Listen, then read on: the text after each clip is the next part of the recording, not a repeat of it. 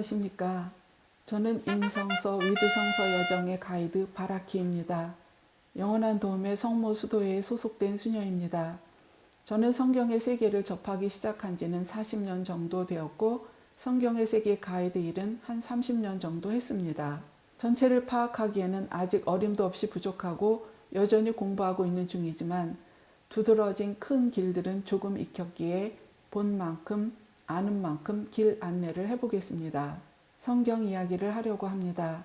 성경이 들려주는 사람 이야기를 하는 것이지요. 성경 이야기를 읽는 이유는 성경의 세계 사람이 사는 이야기를 잘 듣고 내 이야기를 만들기 위해서입니다. 내 이야기를 만든다는 것은 통합된 의미가 일관성 있게 들어있는 내 인생을 살기 위한 기획을 한다는 것입니다. 그래서 성경을 읽는 목적은 무엇보다도 바로 나에게 하시는 하느님의 말씀을 듣는 것입니다. 이것은 성경의 세계에 있는 사람 이야기를 듣는 것을 통해 일어나는데 물론 그 사람은 하느님과 통교를 하고 있는 사람입니다. 그가 하느님 앞에서 혹은 옆에서 걸으며 가는 삶의 이야기를 읽으며 하느님에 대한 정보도 듣고 사람에 대한 정보도 듣게 됩니다. 그런 이해가 나를 알고 이해하게 하여 있는 그대로의 나를 수용할 수 있게 도와줍니다. 결국 나의 숨은 가치까지 발견하여 내 인생길을 나 자신으로서 걷게 되는 것이지요. 성경책을 가지고 성경 내용으로 이야기를 할 것입니다. 야훼 혹은 주님이라는 하느님 이름을 알고 예수 그리스도를 알고 가톨릭의 경전인 성경이 있다는 것을 아시면 누구나 들을 수 있습니다. 성경을 펼치면 굵은 글자체로 주님이라고 쓰인 부분을 볼 수 있는데요. 이것은 하느님의 히브리식 이름인 고유명사 야훼의 발음 표기입니다. 정확히 말하면 유다인들이 하느님 이름을 직접 대놓고 발음하기가 송구스러워 야훼라고 쓰고 아도나이, 곧 주님이라고 읽는 풍습을 따른 것입니다. 우리는 한글로 굵은 글자체 주님이라 쓰고 주님이라 읽습니다. 하느님이라는 단어는 성경에서 종종 주님을 가리키는 고유명사처럼 쓰이기도 하지만 본디는 신이란 뜻의 보통 명사 히브리어 엘로힘의 번역입니다. 한글로는 구분이 뚜렷하지 않지만 영어에서는 엘로힘이 야훼 하느님을 가리킬 때는 대문자 G, 신이란 뜻의 보통 명사로 사용할 때는 소문자 G를 씁니다. 성경의 첫 채권이 창세기입니다. 창세기에 나오는 사람들 이야기로 시작합니다. 창세기라는 책은 일반적인 단행본 크기의 종이 106쪽 정도의 분량인데요. 앞부분 1장에서 11장은 세상이나 사람, 민족의 시작을 말하고 또 인간 삶의 내재해 있는 근원적인 일들을 숙고하는 기원사로 원형적인 이야기를 하고 있습니다. 이야기 유형은 신화나 전설 같아서 쉬운 듯하지만 좀 더 깊이 숙고하며 길어내야 하는 뜻이 담긴 이야기라서 한참 나중에 다룰 예정입니다. 그 중에서 후반부인 12장에서 50장에 나오는 인물들이 아브라함, 이삭, 야곱, 그리고 야곱의 아들들인 12 형제들입니다. 이들은 성경의 세계에서는 제법 유명한 인물들로 성조들이라 하고 이들 이야기를 성조사라고 합니다. 아브라함부터 야곱의 12 아들까지는 성경의 세계에 등장하는 주요 민족들의 성조이고 이스라엘의 시작을 형성하는 사람들입니다. 이 사람들을 다루면서 주변 인물들도 함께 볼 것입니다. 아브라함은 유대교, 그리스도교, 이슬람교 세 종교가 공통으로 공경하는 성조입니다. 어떤 삶을 살았고 하느님과 어떤 관계를 맺었기에 세 종교에서 최고의 성조로 공경하고 있는지, 하느님은 그를 왜 선택했는지 등을 보도록 하겠습니다.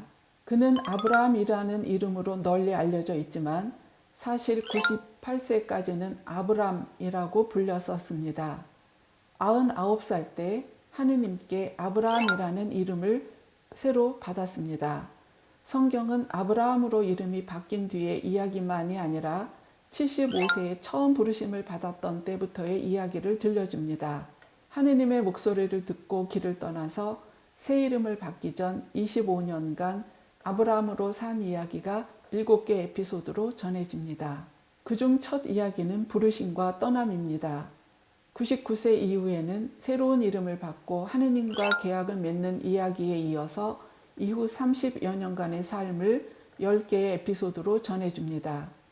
그리고 마지막 부분에 가면 175세에 세상을 떠났다는 사실이 서술되어 있습니다. 저는 여러분들과 함께 이들 중 몇 이야기를 9번에 걸쳐서 나눌 것입니다. 아브라함은 양이나 염소 등의 가축대를 끌고서 여러 지역을 떠돌아다니는 삶을 산 유목민입니다. 유목민인 아브라함의 특징은 그 삶을 하느님 말씀에 따라 시작했고 하느님 말씀에 따라서 이동하며 다녔다는 것이지요. 물론 나중에 하느님이 보여주신 땅에 정착하게 됩니다. 하늘에서 내리는 비와 목초지의 사정에 따라 끊임없이 이동을 하며 주거지를 옮겨 다니는 삶은 고단한 삶입니다. 게다가 영토와 세력을 확장하려는 강한 민족들을 늘 경계하며 다녀야 합니다. 그는 어린 시절에 아버지를 따라서 형제들과 함께 우르에서 하란으로 이주해 왔고 하란에서 정착민으로 살고 있었습니다. 우르니 하란이니 하는 생소한 지명은 우리에게 무슨 정보를 전달하는 것일까요? 고대 근동 지역의 지명이 드러내는 것은 아브라함이 당대 도시 문명이 발달해 있던 지역에서 살고 있었다는 사실입니다. 진흙으로 된 집을 짓고 햇빛과 추위와 더위를 피하고 식량 보급이 확실하고 사회 제도가 정비된 곳에서 씨족 공동체의 든든한 울타리 안에서 살고 있었습니다. 보통 이주를 할 때는 기후나 지역적 문제로 기아나 생존의 위협 때문에 살 길을 찾아서 움직입니다. 무엇인가를 보충하고 채우기 위해서 풍요롭고 안전한 곳을 찾아서 가는 것이지요. 그런데 아브라함의 경우는 완전히 그 반대입니다. 당시의 우르나 하란은 유프라테스 강과 티그리스 강에 의해 형성된 메소포타미아 지역에 위치해 있는 도시입니다. 그 강들 유역은 기원전 3000년경에 이미 수메르 문명을 꽃피운 문명의 발상지이고 메소포타미아 문명 지역입니다.